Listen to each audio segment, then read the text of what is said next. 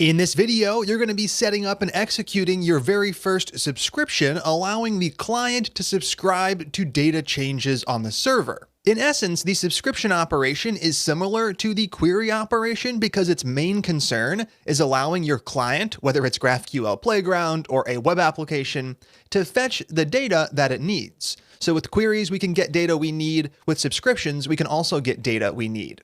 The difference isn't how the data is fetched. So when we perform a query like this one, we send it off to the server, and the server responds a single time with all of the data at that point in time. If one of these comments got deleted or edited, or an additional comment was made, the client would not be notified. It would be up to the client to make the same request later to check for changes in the data. This ends up leading to server polling, where we run this operation from our client every minute in an attempt to keep our client up to date, in an attempt to show real-time data to the user. This is not ideal though, because it's expensive and it requires us to perform operations every minute or so, in which case a lot of times the data hasn't changed and it's just wasting resources. With the subscription, we actually use WebSockets to keep an open connection between the client and the server. That allows the server to transmit data directly to the client. That means that if someone does add a new comment to one of the posts, the server can add that comment, then it can push that comment in real time down to all of the subscribed clients. So they can get the new comment data and they can render it to the UI, keeping their application up to date, in effect creating a real-time application where you're seeing the latest data as it changes. Now, the process for setting up a subscription is a bit more complex than setting up a query or a mutation. So in this video, we're not going to worry about creating a subscription that actually makes sense in the context of our blogging application. We're just going to create a little dummy subscription that we'll eventually delete. The goal is to explore how we can set all of this up. Then in the next video, we'll see how we can start to configure our application to use subscriptions. For example, allowing someone to actually subscribe to comments and get notified whenever a comment gets created, updated, or deleted.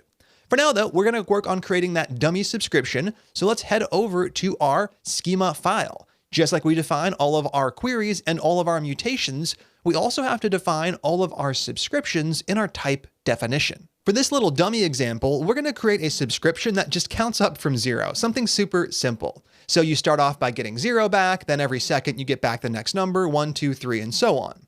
So in the end of the day, we're going to perform one operation to subscribe a single time, and over here, we're going to end up getting a stream of data back. We'll be getting back a new number every second. Now, for the moment, we'll be getting back a new number every second. Later on, though, we'll be getting back new comments as they're created, a more real-world use case. Let's go ahead and kick things off, though, by defining the type right here. We're going to define the subscription type. So that's type, subscription.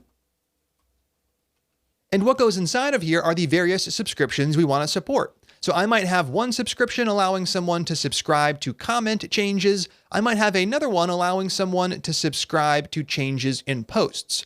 For our purposes, what we're going to do is set up a single subscription called count. Now, the actual syntax for doing this is going to look pretty similar. We give it a name, just like we named our mutations and our queries, and we can also choose to set up arguments, but for this dummy one, we're not going to have any arguments. We'll explore that in a little bit.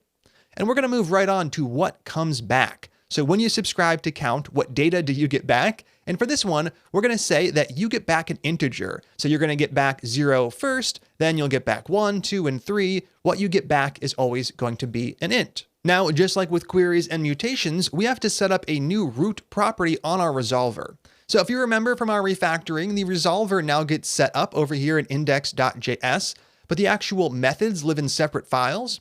We'll be creating a new file for all of our subscriptions. So I'm going to add one new file into resolvers.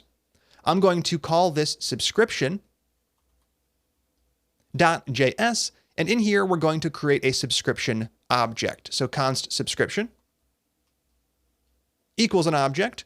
We'll be defining just a single thing on there in a moment. For now, though, let's go ahead and actually export that. I'm going to export subscription as the default export. And from here, what we need to do is set that up in index.js. So we actually want to go ahead and import it, then add it onto resolvers down below. First up, let's import it. Right below where I import query and mutation, I'm going to import subscription. from the file that we just created. So // it lives in the resolvers directory, and in there it was uppercase S subscription. Once again, we can leave off that file extension, though it would be fine to add it on. The last thing we have to do is set that up to actually be on the resolvers object. So right here, I'm going to set the subscription property equal to the subscription variable using the object property shorthand syntax. Now, before we go ahead and add anything into this subscription object, there's one more thing we have to configure with our GraphQL server. To talk about this, I actually want to pull up the documentation for GraphQL Yoga. So we're going to pull up the GitHub repository page, GraphQL-Yoga. If you Google that, it should bring you over to the right location. And what I'm interested in talking about here is not actually GraphQL Yoga itself, but one of the libraries that this library uses.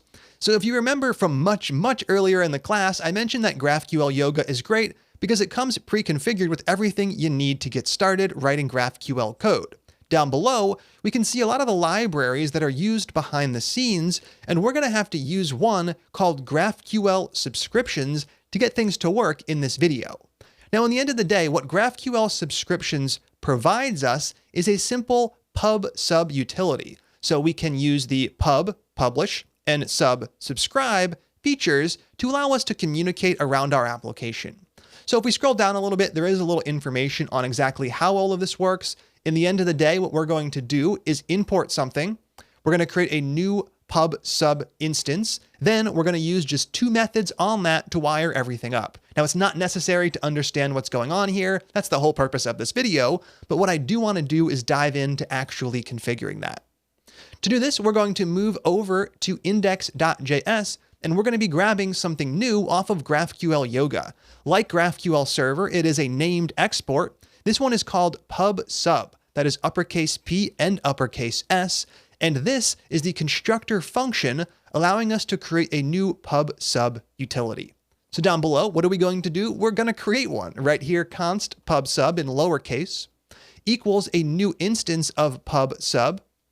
We're calling it like so with the new keyword to create a new instance. And now this is something that we want to pass to all of our resolvers. We need to be able to use this directly from our subscription methods, which means that we need to add it onto the context to make it something that's easy to share across all of our resolver methods. So down below, all we're going to do is add pub sub onto the context object alongside of our DB property. So what have we done so far? We've set up a brand new file to contain our subscriptions.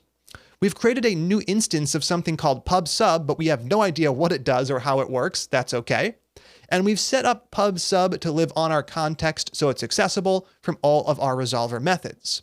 Now we're actually done with index.js, and we're going to head over to that subscription file and figure out how pub sub actually helps us create these real-time subscriptions. So let's talk about what goes inside of here. For every subscription, we have to set up a new property. The property name needs to match up with the subscription name. In this case, we have just one, and we chose to call it count. That means over here, we just set up one property called count. Now, unlike queries and mutations, the value for count is actually not a method. It needs to be an object. And on this object, we set up a single method, subscribe. So right here, subscribe. And subscribe is what runs every time someone tries to subscribe to count. Later on, they'll be subscribing to things like comments or posts. For the moment, though, this is exactly what we want. Now, this is indeed a regular old resolver method, and it gets called with all of those same arguments. So on subscribe, we get access to parent, we get access to args, to context, and to info, and we can use all of them inside of here. For the moment, we're actually only going to be using one. We're going to be using context, and the only thing we're going to be using off of context is the little pub sub utility that we just set up. So right here, instead of accessing context.pubsub every time I want to use it, I'm just going to destructure it. So right here, I will destructure pub sub, breaking it out into its very own standalone variable. Now down below, we're going to go through the two necessary steps to set this subscription up. One, we are going to set up the subscription, and two, we're going to publish data to it. So let's start by creating our count. Let count equal 0. We're going to start at 0, and we're going to increment by 1 every second, sending the new count back to all of the subscribers. Now, when it comes to the return value, things are a bit different than with queries or with mutations. So with a mutation, the return value just matches up with whatever's defined over in the schema. For create user, I return a user, and the same is true with queries. For our posts query, I return an array of posts. With subscriptions, we do not return an integer. Instead, we return something that comes from our little pub sub utility. So right here, we return pub sub dot, and we call a method on it. It's called async iterator. Async iterator is a function, so we're going to call it as such, and it takes a single argument. This is a string, and the value here is what's called a channel name. So we're going to have channel names for all sorts of things, and you can think of a channel name kind of like a chat room name in something like the Slack chat application. I might have one called general, another called random, and one called off topic, for example. We're going to pick a name that fits our purposes. I'm just going to call this something simple like count. Now from here, we actually have a valid subscription. It's just not going to publish any changes. Let's go ahead and test things out as they currently stand though. So what are we going to do? We're going to save subscription.js, and we're going to head over to GraphQL Playground. Over on the right-hand side, let's go ahead and add a single new tab, and we're going to subscribe to count. So right here, what do? We start off with the operation name subscription. Then we go ahead and pick what we're trying to subscribe to. We have just one option over here. We just have count, so we're going to name that out. Now, if count took arguments, we would provide them, but it doesn't. And if count returns something like an object, we would provide a selection set. But count returns an integer, so this is actually all we need. If we go ahead and run this, what's going to happen? Well, you can see that GraphQL Playground isn't getting any data back. It's not resolving. It's still pending. It's actually listening for changes. So it's waiting for the server to push data down to the client, and when it does, that new data will show up here, whether it's new posts, new comments, or in this case, just a new number. That means we're not quite done with the code from our subscription file. Right here, what we're going to do is use set interval. So set interval is going to allow us to run some code after X milliseconds. In this case, we're just going to wait 1,000 milliseconds, which equals to 1 second. It takes those two arguments. The first is the code to run. The second is the time you want to wait in milliseconds. As I just mentioned, we'll be using 1,000. And inside of here, we need to do two things. We need to, one, increase that count. So count plus plus gets that done. And the second thing we have to do is publish our data by calling pub sub.publish. So async iterator is what sets up our channel, and publish is what allows us to publish new data to all of these subscribers. So right here, we pass in two arguments to publish. The first is that channel name. We have to match it up exactly with the only channel we currently support, count. Then we pass in an object as the second argument, and this is where we specify the data that should get sent to the client. Now this is where things need to start matching up with our subscription type. So right here we have an integer. What are we going to do? We are going to set up a count property that matches up with the subscription name, and we are going to give it a value that is an integer. In this case, we have that value stored on the count variable. Now, obviously here, since we have a property name whose value is coming from a variable with the same name, we can use the object property shorthand, and there we go. We are now all done. We can save subscription.js and test this out. Now, if we head over to GraphQL Playground, you are going to notice we have an error.